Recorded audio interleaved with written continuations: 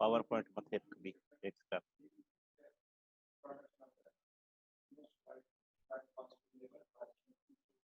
Share screen desktop high high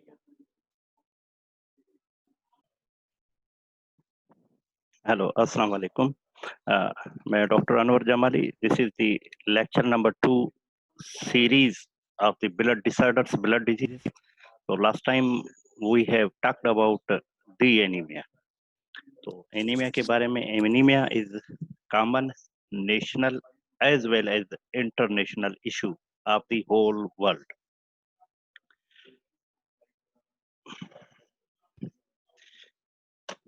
Technical issues.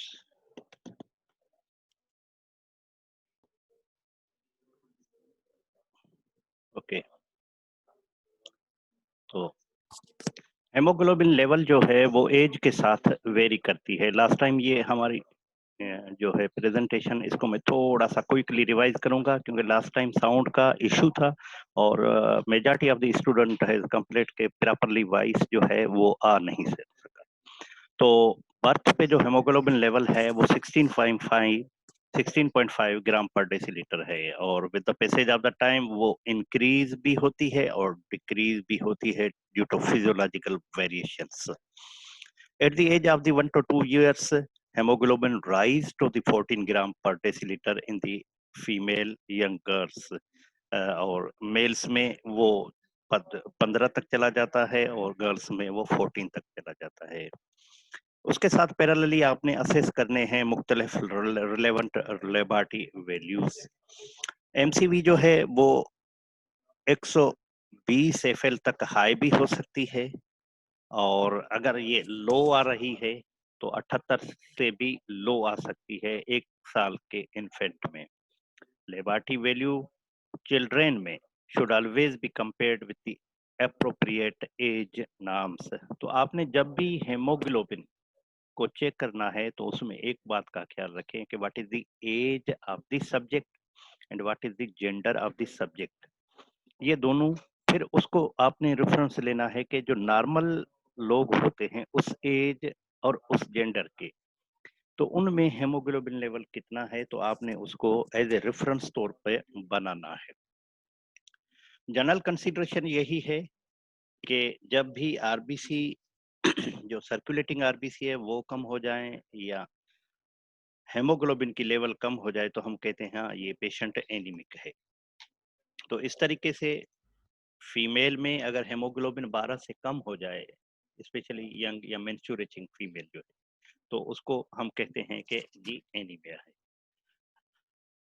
और female जिनमें haemoglobin 13 और 14 से भी कम हो, तो मैन और पोस्ट मेनोपॉजल वोमेन, तो उसमें भी अगर ये हेमोग्लोबिन इस लेवल पे कम आ रहा है तो हम कहेंगे कि हाँ जी ये भी एनीमिक है. उसके अलावा ये भी देखना होता है कि what is the age, race, altitude, कि किस हाइट पे पेशेंट रहता है.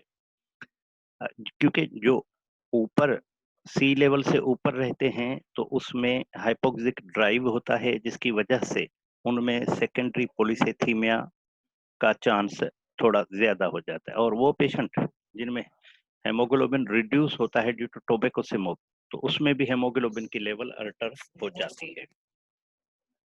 एनीमिया को हमने लास्ट टाइम क्लासिफाई किया था माइक्रोसाइटिक, मैक्रोसाइटिक. फिर मैक्रोसाइटिक को 2 हिस्सों में डिवाइड किया था, मेगालोब्लास्टिक, नॉन मेगालोब्लास्टिक. फिर हमने नार्मोसाइटिक, नार्मोसाइटिक एनीमिया में फिर हमने हीमोलाइटिक, नॉन हीमोलाइटिक. तो ये एक क्लासिफिकेशन थी जो एक कॉमन क्लासिफिकेशन है एनीमिया की. एनीमिया की ये अकॉर्डिंग टू एमसीवी है, एमसीवी मीन कार्पसल वर्क. ये आरबीसी की जो वॉल्यूम है उसको देख के अंदाजा हो जाता है कि ये बड़ा है, छोटा है या एवरेज है. अगर बड़ा आरबीसी होगा तो उसको मैक्रोसाइट कहा जाएगा, अगर छोटा होगा तो उसको माइक्रोसाइट कहेगा. तो नॉर्मल क्या है, 80 से लेकर 100 के दरमियान अगर उसका एमसीवी है तो ये नॉर्मल है, अगर 100 से ऊपर है तो मैक्रो है, अगर 80 से कम है तो माइक्रो है. कुछ लैब में वेरिएशन भी है, वो 70 8 तक भी चले जाते हैं कि हाँ जी 78 से कम होना चाहिए, लेकिन ये बुक टू बुक या स्टडी टू स्टडी या लैब टू लैब या एनालिटिकल जो मशीन्स हैं उन पे वेरी करता है। तो ये स्लाइड जो है ये मतलब एक general attitude of anaemia show करती है कि माइक्रोसाइटिक से क्या मुराद है कि वो एनीमिया जो आयरन डिफिशिएंसी, जो एनीमिया ऑफ क्रोनिक डिजीज, जो एनीमिया ड्यू टू थैलीसीमिया, जो एनीमिया ड्यू टू सिड्रोब्लास्ट एनीमिया। तो इनकी वजह से यूजुअली जो एमसीवी है वो लो होता है और उसको माइक्रोसाइटिक एनीमिया कहा जाता है। मैक्रोसाइटिक वही कि एमसीवी 100 से अबव होना चाहिए। तो उसमें जो मोस्ट कॉमन काज है वो है विटामिन डिफिशिएंसी, जिसमें बी12 और फोलिक एसिड।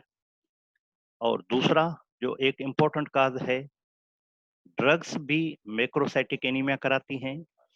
और कभी-कभी ये होता है कि नॉन मेगालोब्लास्टिक एनीमिया के कॉजेज जो हैं जिसमें हाइपर सेगमेंटेड आरबीसी नहीं होते। नॉर्मली आरबीसी के अंदर न्यूक्लियस नहीं होता जब वो मैच्योर हो जाते हैं, न्यूक्लियस फेड अप हो जाता है उसका। तो इस तरीके से हाइपोथायराइडिज्म है, लिवर डिजीज है, या वो पेशेंट जो अल्कोहल यूज करते हैं, या कि कुछ बोन मेरो के सिंड्रोम है जो माइलोडिस्प्लास्टिक सिंड्रोम कह लेते हैं। माइलो मीन्स बोन मेरो, और बोन के मेरो के अंदर dysplasia means abnormal constructions of the haematopoietic cells. तो उसमें माइलोडिस्प्लास्टिक उसमें डिस्प्लेजिया हो जाती है। उसमें रिफ्रैक्टरी एनीमिया है, refractory anaemia with ring sideroblast है, refractory anaemia without ring sideroblast है, और उसके अलावा क्यू सिंड्रोम इसमें आता है जिसको कलेक्टिवली माइलो डिस्प्लास्टिक सिंड्रोम कहा जाता है। तो ये रेयर वैरायटी है और उसका डायग्नोसिस के लिए हमें अलग सी लैब एड की जरूरत पड़ती है। उसके आगे अगर हीमोलाइटिक नॉन हीमोलाइटिक को देखा जाए तो हीमोलाइटिक में मतलब कि या तो अंदर से हीमोलाइसिस हो रही है आरबीसी के अंदर से, या कोई ऐसी चीज है जो बाहर से आके आरबीसी की सेल मेम्ब्रेन को तोड़ रही है, तो जिसकी वजह से हीमोलाइज हो रहा है। तो अगर अंदर है तो मेम्ब्रेन डिफेक्ट और एंजाइम का डिफेक्ट या हेमोग्लोबिन का डिफेक्ट। क्योंकि आरबीसी के अंदर जब मेच्योर हो जाता है तो एक तो मेम्ब्रेन होती है, दूसरे एंजाइम होते हैं, तीसरा हेमोग्लोबिन होता है। अब इन तीनों के अंदर अगर कोई डिफेक्ट पैदा हो जाता है तो दैट में लीड टू दी हीमोलाइसिस। और एक्सट्रिंसिक में ऑटो इम्यून के हाँ जी, कोई इम्यून कॉम्प्लेक्स प्रोटीन आया और वो आरबीसी की वाल के साथ अटैच हुआ और उसको लाइस कर दिया। एलो इम्यून जैसे ब्लड ट्रांसफ्यूजन के जरिए होता है। नॉन इम्यून कॉजेज भी हैं, हाइपर स्प्लीनिज्म, स्प्लीन बढ़ गई या स्प्लीन का फंक्शन तेज हो गया, या फिजिकल ट्रामा जैसे टीटीपी में होती है, डीआईसी में होती है, बर्न्स होते हैं, ट्रामा होती है। और एक जो कॉमन काज है जो हीमोलाइटिक एनीमिया का, और वो एक्सट्रिंसिक है, उसको कभी भी न भूलिएगा, that is the malaria. Malaria में हीमोलाइसिस होती है, यूजुअली माइल्ड किस्म की हीमोलाइसिस होती है, और यूजुअली उसमें बिलोरुबिन ज्यादा में ज्यादा 2.5, 3, 5, लेकिन कभी कभी सीवियर हीमोलाइसिस में ये इसकी लेवल जो है 5, 4, 3 इससे बढ़ी हुई भी मिलेगी। नॉन हीमोलाइटिक में रोड ट्रैफिक एक्सीडेंट, ये भी एक एनीमिया का खास है कि जिसमें अक्यूट ब्लड लॉस होता है। दूसरा एप्लास्टिक एनीमिया कि जब बोन मेरो अफेक्टेड होता है, या कभी कभी ये होता है कि कोई पुरानी डिजीज है, टीबी की तरह, मेलिग्नेंसी की तरह, तो उसकी वजह से भी एनीमिया हो जाती है। गुर्दों की कोई तकलीफ जैसे सीआरएफ क्रॉनिक रेनल इनसफिशिएंसी है, तो उसमें भी जो है आपको तो पता है कि एरिथ्रोपोइटिन निकलता है। एरिथ्रोपोइटिन आरबीसी की जो सीरीज बोन मेरो के अंदर है उसको स्टिमुलेट करता है, और आरबीसी की जो लेवल है ब्लड के अंदर उसको मेंटेन करता है। और उसके अलावा बोन मेरो के अंदर जो है वो श्रिंकेज हो जाए, फाइब्रोसिस हो जाए, disease of the bone marrow.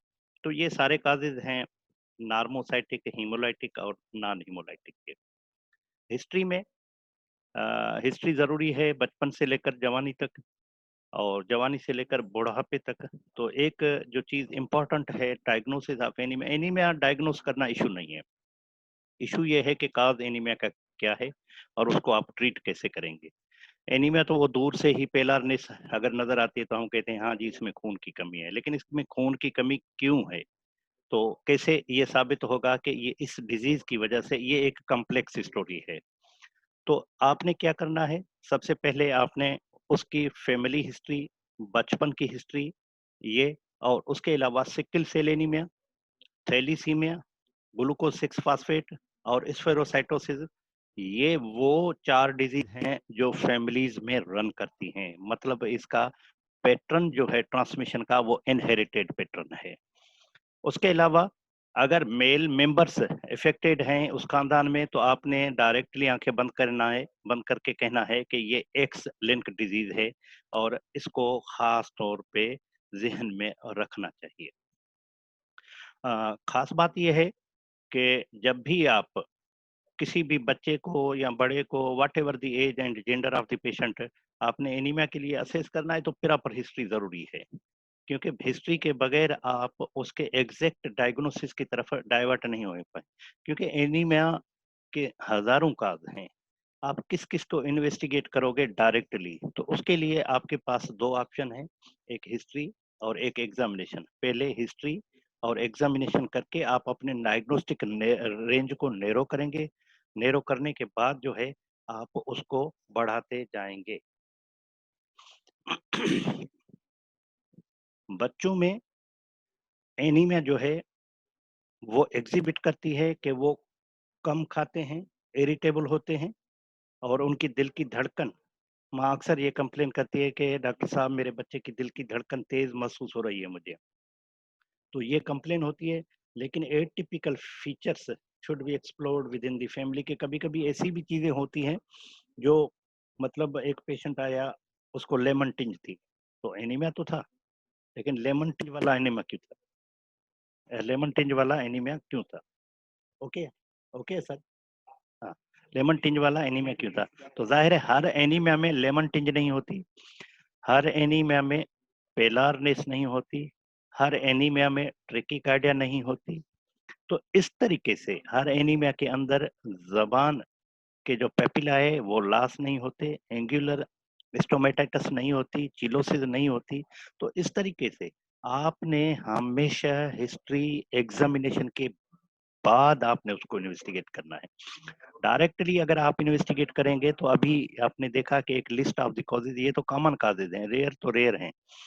तो फिर जो है पेशेंट का गैर जरूरी खर्चा भी आ जाएगा, इकोनॉमिकल बर्डन बढ़ जाएगा और आप प्रॉपरली उसको डायग्नोस भी नहीं कर पाएंगे।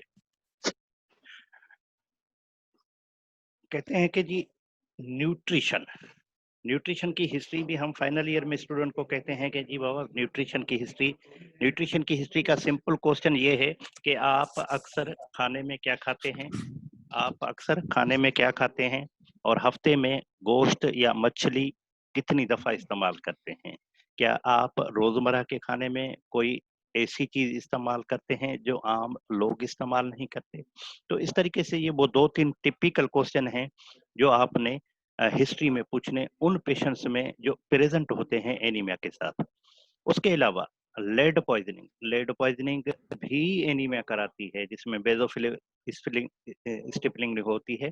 और पेरिफेरल न्यूरोपैथी, पेरिफेरल न्यूरोपैथी का ये मतलब होता है लेड पॉइजनिंग में कि जी न्यूरोपैथी, देखो न्यूरोपैथी दो टाइप की होती है। एक न्यूरोपैथी वो है जिसमें पेशेंट को बर्निंग होती है, हाइपरस्थीसिया होती है। एक न्यूरोपैथी वो है जिसमें पेशेंट को हाइपोस्थीसिया होती है, सेंसेशन चली जाती है, ठंडे गर्म का पता नहीं चलता, सर्द गर्म का पता नहीं चलता। तो न्यूरोपैथी के मुख्तलिफ वैरायटीज हैं, मोनोन्यूरोपैथी है, सिमेट्रिकल है, एसिमेट्रिकल है, बायलेटरल है, ठीक है। तो इस तरीके से lot of varieties of the neuropathies are there. तो आपने उस न्यूरोपैथी को भी लीड पॉइजनिंग में जरूर असेस करना है।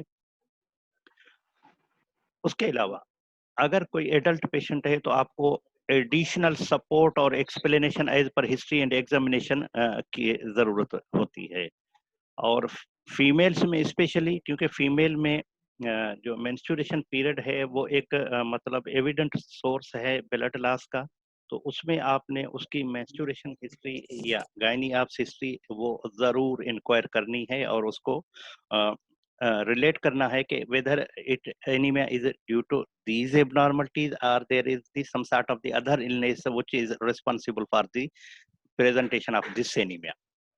आयरन डिफिशियंसी एनीमिया के लिए लास्ट टाइम भी मैंने आपको बताया था कि लो आयरन और सेरम फेरेटिन लेवल और elevated total iron binding capacity, तो ये तीन चीजें आपने याद रखनी है।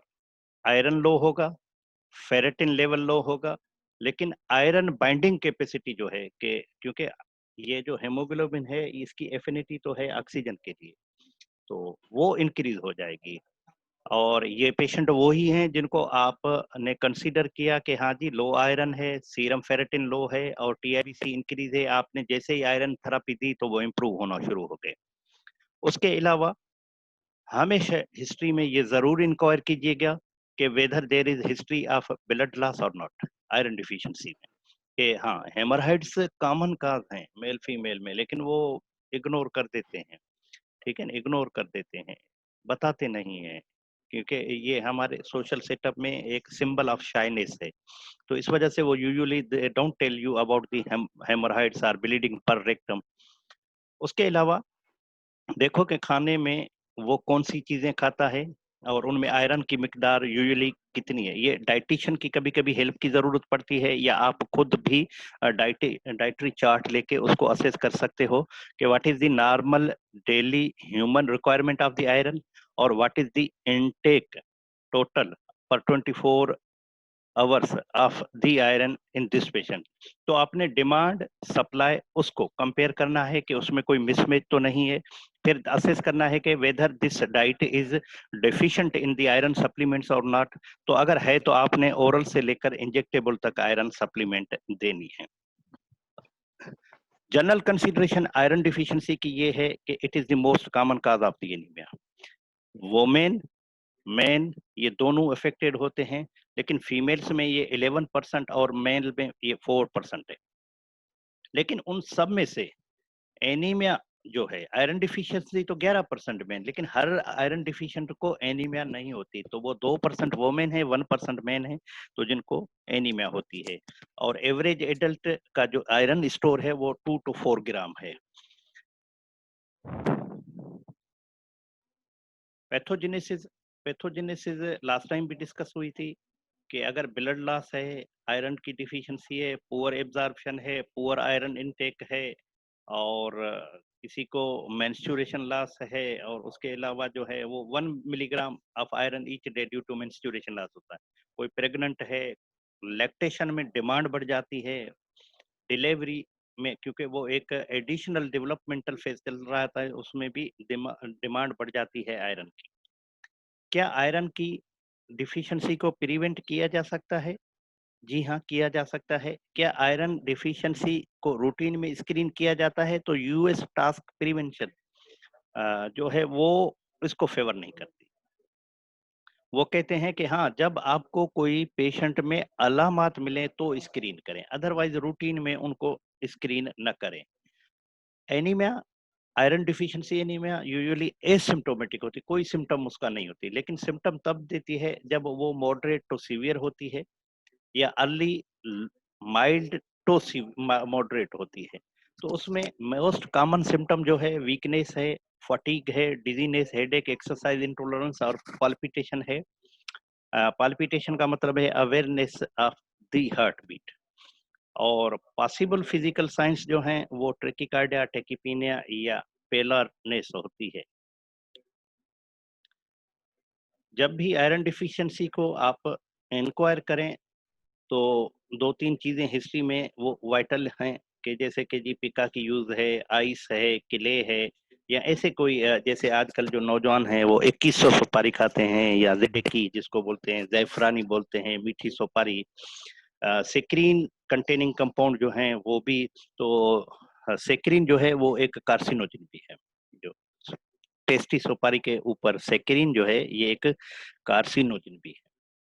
रेयर सिम्टम में जब एनीमिया सीवियर हो जाती है तो कोलिनेकिया या स्पून शेप बिल्लू स्किलरा और एट्रोफिक ग्लोसाइटस होती है, ये लास्ट टाइम बताया था। एसोफेजल वेव बन जाती है और पेशेंट जो है पल्मोनर विंसन सिंड्रोम डेवलप करता है। कभी कभी वो सिंड्रोम जो है कन्वर्ट होता है स्क्वामस सेल कार्सिनोमा। तो एनीमिया नो सिम्टम से लेकर स्क्वामस सेल कार्सिनोमा तक जा सकती है। और कैंसर ऐसी मूजी बीमारी है कि अगर एक दफा किसी को हो जाए तो वो दैट में lead to the high mortality rates. Laboratory में हमने लास्ट टाइम भी जिक्र किया था, तो उनको क्विकली रिव्यू कर लें कि 4 पैरामीटर हैं जिनको आपने हमेशा आयरन डिफिशिएंसी में रखना है। Number 1 serum iron level, serum ferritin level, total iron binding capacity और परसेंट आयरन सैचुरेशन। ये 4 चीजें जो है आपने हमेशा इन्वेस्टिगेशन में माइंड में रखनी है। उसके अलावा आपने पेरिफेरल ब्लड सिमियर को भी यूजफुल टेस्ट है। जो आयरन डिफिशिएंसी आरबीसी होते हैं वो हाइपोक्रोमिक और माइक्रोस है। हाइपोक्रोमिक का मतलब कि उनमें हेमोग्लोबिन की जो अपीयरेंस है वो लो होगी। माइक्रोसाइटिक का मतलब ये है कि एमसीवी जो है वो 80 से कम होगी। गोल्ड स्टैंडर्ड टेस्ट जो है आप आयरन डिफिशिएंसी के लिए, अगर आप चाहो कि हाँ जी मैं एक ही टेस्ट कराऊं जिससे मुझे सब कुछ पता चल जाए, तो is the bone marrow examination. लेकिन वो एक डिफिकल्ट है, दूसरा जो है वो इन्वेजिव है, तीसरा कॉस्टली है, चौथा उसमें टाइम भी लगता है। और बोन मेरो साइटोलॉजी होती है, बोन मेरो बायोप्सी होती है, इन दोनों में डिफरेंट होता है। तो पर्शन बिल्लू स्टेन किया जाता है कि आया ये जो बोन मेरो है उसमें आयरन स्टोर सफिशिएंट है या इनसफिशिएंट है। और एक अदर मेथड है जो डायग्नोसिस का, वो ये है कि आप कुछ भी ना करो, सिर्फ आयरन सप्लीमेंट, जैसे कि रूटीन में क्या कहते हैं कि हाँ भी जी सेंगोबैन खा ले, आइब्रेट खा ले, ठीक है ना, पिरामिड एफ खा ले। तो इस तरीके से वो भी एक ट्रायल थेरापी जो है वो भी डायग्नोस्टिक है कि हाँ जी आपने आयरन सप्लीमेंट दी और पेशेंट के सिम्टम इंप्रूव होना शुरू हो गया, तो आपका डायग्नोसिस अच्छा रहा और कंफर्म रहा कि हाँ जी। रेटिक्स भी बढ़ जाते हैं जब आप आयरन देते हो, तो बोन मेरो एक नए सिरे से फिर आरबीसी में जो है वो एक्टिव हो जाता है, आरबीसी बनाना शुरू कर देता है। Iron can be increased in diet treatment में, और खास तौर पे वो खाने जिसमें आयरन ज्यादा है आप उनको बढ़ा दो। और वेजिटेबल्स का इस्तेमाल है, या आयरन पॉट्स जो आयरन के बर्तन है उसमें अगर कोई खाना बनाए तो उससे भी आयरन जो है खाने के अंदर जज़ब होके और वो भी लेवल बढ़ा सकता है। ओरल आयरन थेरापी भी एक कॉमन और इजी ऑप्शन है, लेकिन इसमें आपने हमेशा एक दो चीज का ख्याल रखना है, गैस्ट्रिक इरिटेशन और कॉन्स्टिपेशन का। एसिडिक इन्वायरमेंट ज़रूरी होती है, एसिडिक इन्वायरमेंट ज़रूरी होती है एब्जॉर्प्शन ऑफ आयरन के लिए। अगर उसको विटामिन सी के साथ दिया जाए तो वो भी अच्छी बात है। अगर आप एंटासिड दोगे तो वो आयरन की एब्जॉर्प्शन को इम्पेयर कर देंगे। कुछ और भी चीज़ें हैं जैसे चाय कॉफ़ी, वो भी आयरन की एब्जॉर्प्शन को जो है वो डिले करते हैं या अफेक्ट करते हैं। कुछ फिजिशियंस जो हैं वो स्टूल सॉफ्टनर भी देते हैं जो आयरन के साथ साथ देते हैं ताकि वो कॉन्स्टिपेशन ना कराए, साइड इफेक्ट को ओवरकम करने के लिए। कभी कभी इंट्रामस्कुलर इंजेक्शन या इंट्रावेनस इंजेक्शन भी लोग देते हैं फिर for the quick availability of the iron in the severely iron depleted patients.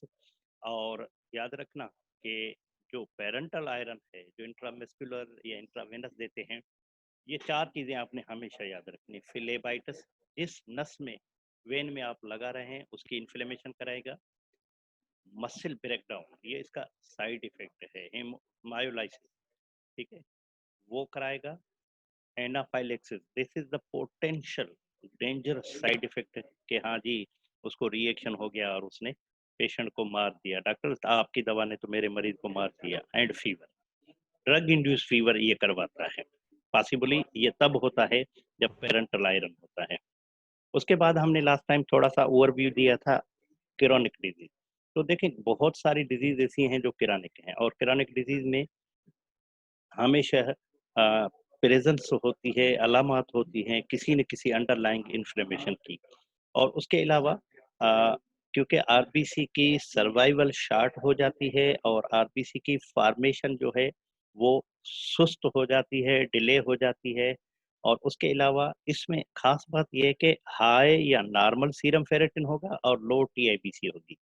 उसमें क्या था, लो आयरन था, लो फेराटिन था, लेकिन टीआईबीसी इंक्रीज थी। इसमें क्या है, नॉर्मल सीरम फेराटिन या आयरन होगा, लेकिन टीआईबीसी वो डिक्रीज होगी। जनरल कंसिडरेशन इसकी ये है कि क्रोनिक डिजीज जो भी है, मेन जो कॉमन डिजीज हैं वो करा सकती हैं, कैसे कि मेलिग्नेंसी है, कनेक्टिव टिश्यू डिजीज हैं, क्रोनिक इन्फेक्शन है, मेटाबॉलिक डिसऑर्डर्स हैं, सीएडी है, उसके अलावा क्रोनिक इन्फेक्शन है, अंडरलाइन कोई पुरानी कोई क्रोनिक एब्सेस हो, बैक्टीरियल एंडोकार्डाइटिस हो, ट्यूबरकुलोसिस हो, कोलाजन वेस्कुलर हो, कनेक्टिव टिश्यू डिजीज में रूमेटाइड और एसएलई है, और वेस्कुलाइटिस में टेम्पोरल आर्थराइटिस हो, न्यूप्लेजा हो लाइक हाजकन नॉन हाजकन एडिनोकार्सिनोमा हो या स्क्वामोस सेल कार्सिनोमा हो, तो ये मुख्तलिफ जो क्रोनिक डिजीज हैं। अब इसका एडिनोकार्सिनोमा जहाँ पे भी ग्लैंडुलर टिश्यू होगा तो वहाँ एडिनोकार्सिनोमा होगा, जहाँ पे सरफेस टिश्यू होगा वहाँ स्क्वामस होगा। ठीक है, तो इस तरीके से कहीं पे भी ये एनीमिया अगर डिजीज कोई होती है, क्रोनिक इन्फ्लेमेशन होती है, तो इसमें ये हो जाता है कि हाँ पेशेंट को एनीमिया ऑफ क्रोनिक डिजीज। खास बात ये है कि एक तो इसमें आरबीसी की सर्वाइवल जो है वो लो हो जाती है, दूसरा बोन मेरो की प्रोडक्शन लो हो जाती है, तो ड्यूल गेम है। सर्वाइवल भी लो हो गई, बोन मेरो भी जो है प्रोडक्शन लो कर दी, तो ये देखा जा गया है कि एक तो इसमें ओवरऑल आयरन के स्टोर कम हो जाते हैं, और इलनेस की वजह से जो इन्फ्लेमेटरी प्रोडक्ट्स बनती हैं वो क्या करती हैं, सेकेंडरी इफेक्ट करती हैं इरिथ्रोपोइटिन पे, और इरिथ्रोपोइटिन की जो लेवल है वो कम हो जाती है, जिसके नतीजे में बोन मेरो से आरबीसी की फॉर्मेशन कम हो जाती है। सिम्टम माइल्ड होते हैं, लेकिन इसमें डिजीज के सिम्टम जो हैं वो प्रोमिनेंट होते हैं। एनीमिया के सिम्टम वही है, weakness, fatigue, dizziness, palpitation.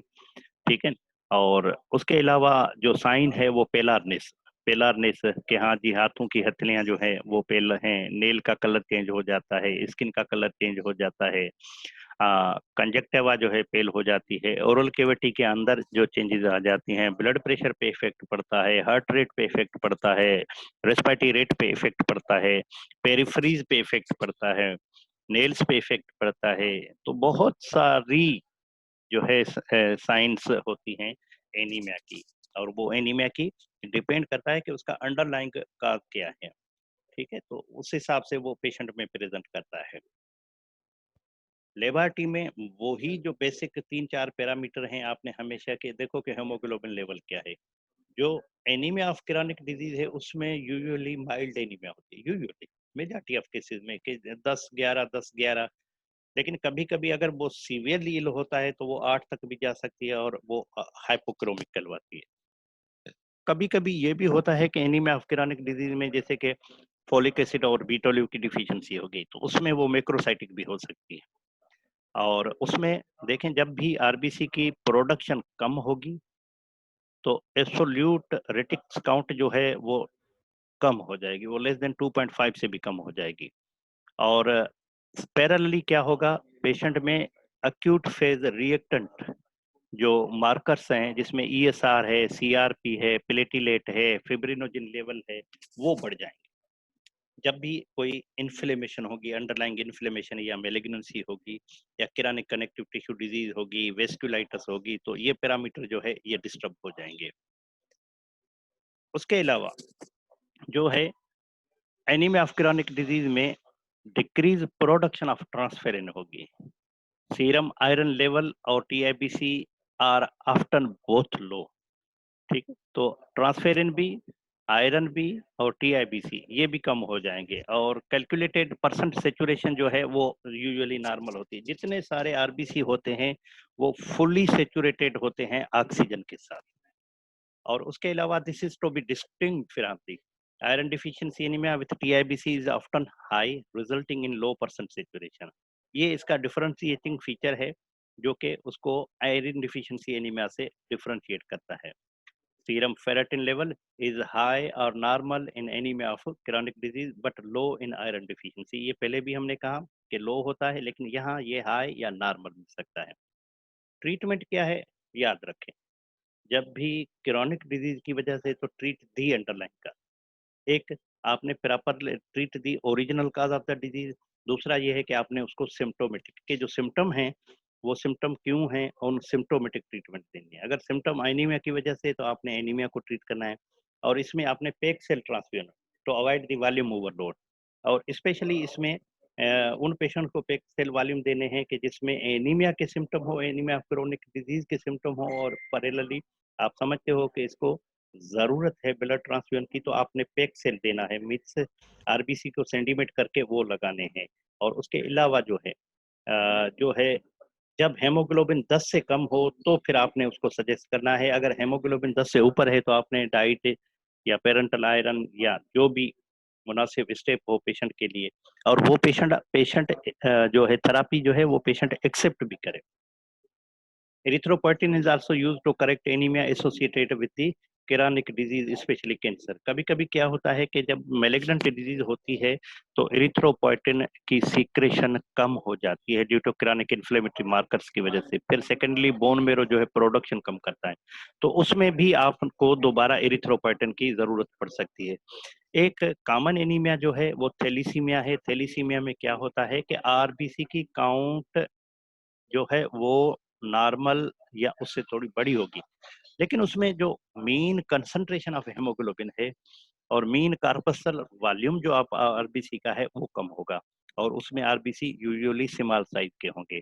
Specially उस पेशेंट में आपको फैमिली हिस्ट्री मिलेगी कि हाँ जी इसके खानदान में थैलीसीमिया है, और उसकी ओरिजिन जो है अफ्रीकन या मेडिटेरियन होगी, लेकिन हमारे यहाँ भी ये कॉमन है, और पैटर्न ऑफ इनहेरिटेंस को हमेशा असेस किया जाएगा।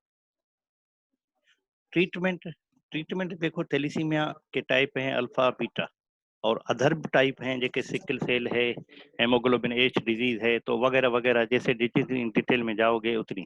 तो थैलीसीमिया माइनर, थैलीसीमिया मिनिमा या थैलीसीमिया मेजर, अल्फा थैलीसीमिया, बेटा थैलीसीमिया।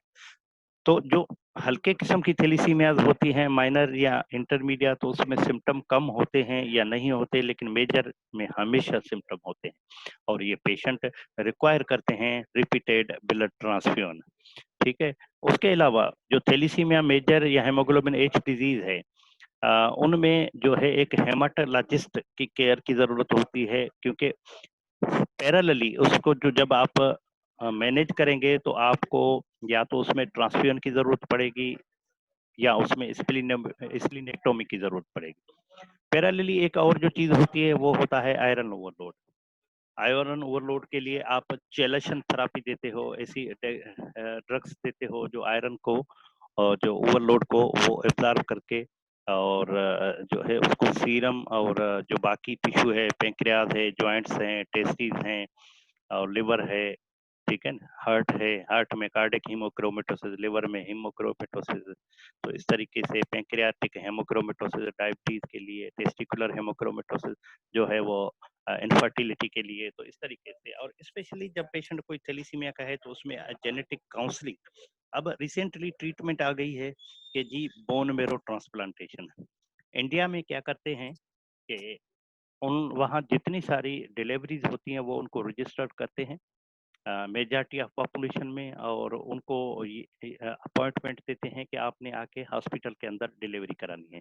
तो वहाँ से वो जो उनकी प्लेसेंटा रिमूव होती है, तो वो प्लेसेंटा इज रिच इन दी जो है वो स्टेम सेल्स, तो वहाँ से वो स्टेम सेल्स लेकर और बोन मेरो ट्रांसप्लांटेशन के लिए यूज करते हैं मुख्तलिफ सब्जेक्ट्स में जो के एक्चुअली मैचिंग होते हैं। तो इस तरीके से मतलब एडवांस ऑप्शन भी आ गए हैं, ड्रग्स भी हैं, और फिर फैमिली में वो लोग हैं जिनका मतलब एचएलए सिस्टम मैच करता है, ब्लड ग्रुपिंग मैच करती है, तो उनको बोन मेरो ट्रांसप्लांटेशन का भी ऑप्शन है जो कि सक्सेसफुल भी है। इस वक्त पाकिस्तान में भी ये ऑप्शन मौजूद है कि हाँ जी फैमिली में एक बंदा ऐसा है जिसको है और एक ऐसा है जिसको नहीं है, एक को माइनर है एक को मेजर है, तो उसमें से वो जो है वो बोन मेरो ट्रांसप्लांट का ऑप्शन वो लेते हैं।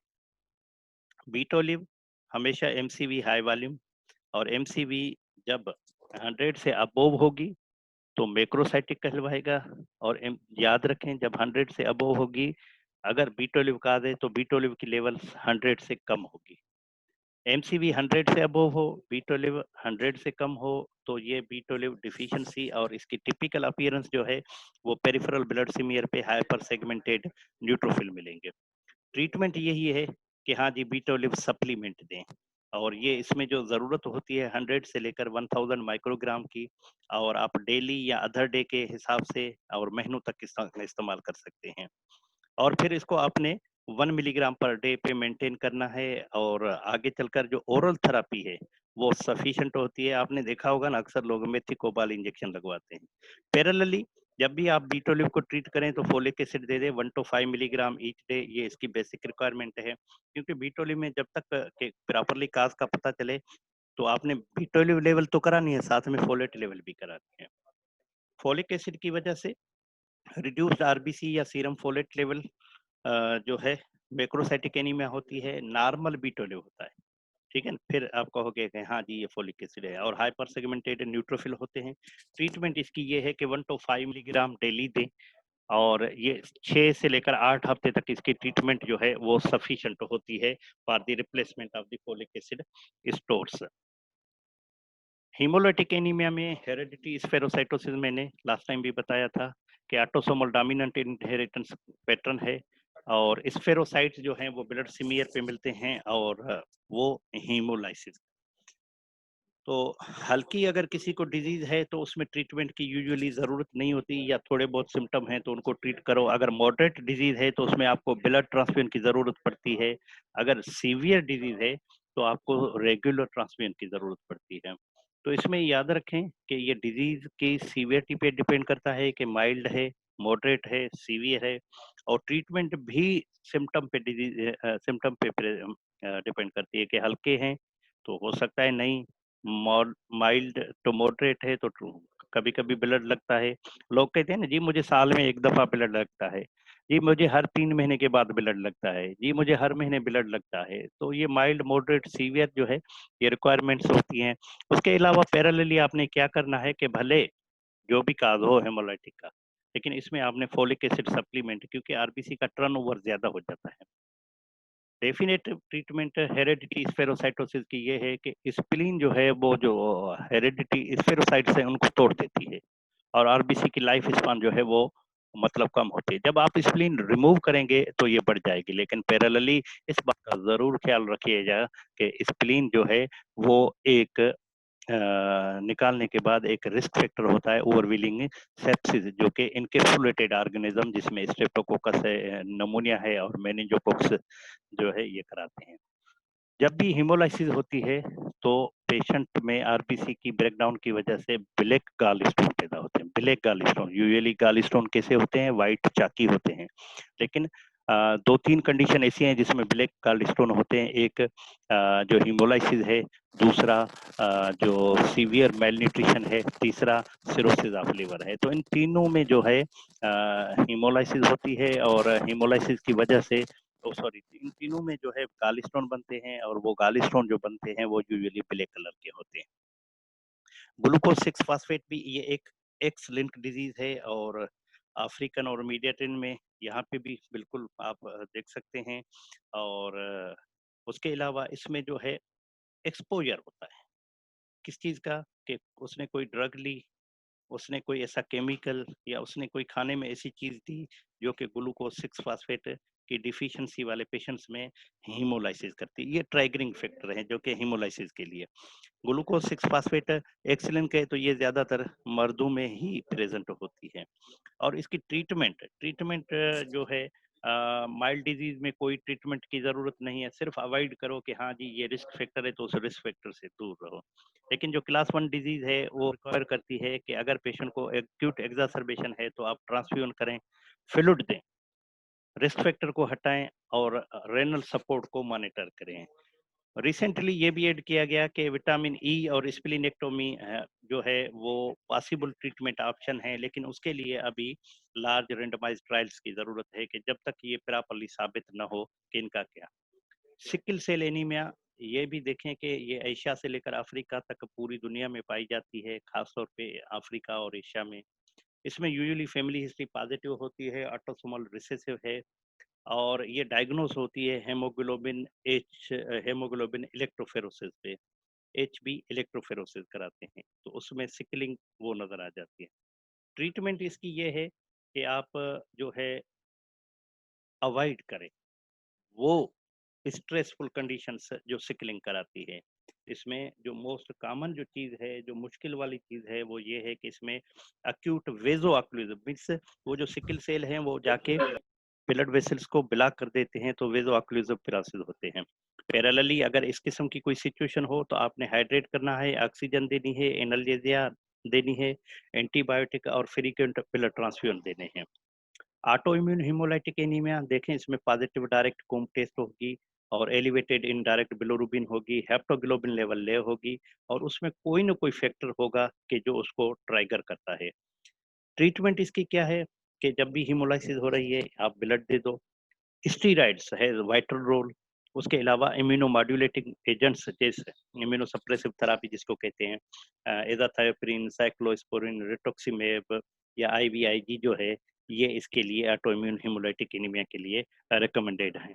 लेकिन हमेशा याद रखना कि जब आप डिजीज की सीवियरिटी को कंट्रोल करें, तो पैरेलली आपने उसके काज को भी ट्रीट करना है, उसके कॉम्प्लिकेशन को भी ट्रीट करना है, उसके सिम्टम को भी ट्रीट करना है। कुछ रोल कहते हैं कि जी ऑटो इम्यून हेमोलाइटिक एनीमिया में उसमें एंटीबॉडीज जो हैं, वो एंटीजन के खिलाफ वो बढ़ जाती हैं, तो एक्सचेंज ट्रांसफ्यूजन एक ऑप्शन है। जैसे आजकल कोविड वाले में कहता है ताहिर शमसी साहब के जी हाँ, एक्सचेंज ट्रांसफ्यूजन जो है वो प्लाज्मा थेरेपी प्लाज्मा थेरेपी जिसको वो कहता है, तो वो भी एक ब्लड ट्रांसफ्यूजन का टाइप है। तो वो प्लाज्मा थेरेपी जो है वैलिड है, तो इस तरीके से उस दौर में और इस दौर में भी ये कहते हैं कि एक्सचेंज ट्रांसफ्यूजन जो है आप इन पेशेंट्स को दें तो वो यूजफुल होती है। स्प्लीनेक्टोमी, क्योंकि spleen is the graveyard for the all formed elements, RBC, WBC, platelet हो, सबकी कबर जो है वो स्प्लीन है। तो उसको आप रिमूव कर देंगे तो वो कबर से बच जाएगा, मरने से बच जाएगा। और हमेशा अंडरलाइंग काज को आपने ट्रीट करना है।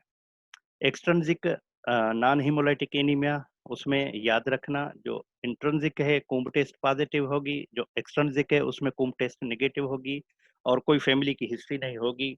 और non mechanical trauma to RBC haemolysis infection drug या टॉक्सिन एक्सपोजर की हिस्ट्री होगी कि हाँ जी ये है वो है वो है, मलेरिया है, इसने ये दवाई खाई, इसको कोई वाल्व लगा हुआ है, इसको ये जो है काम किया कर रहा है, तो इसके बाद ये इसको हुआ है।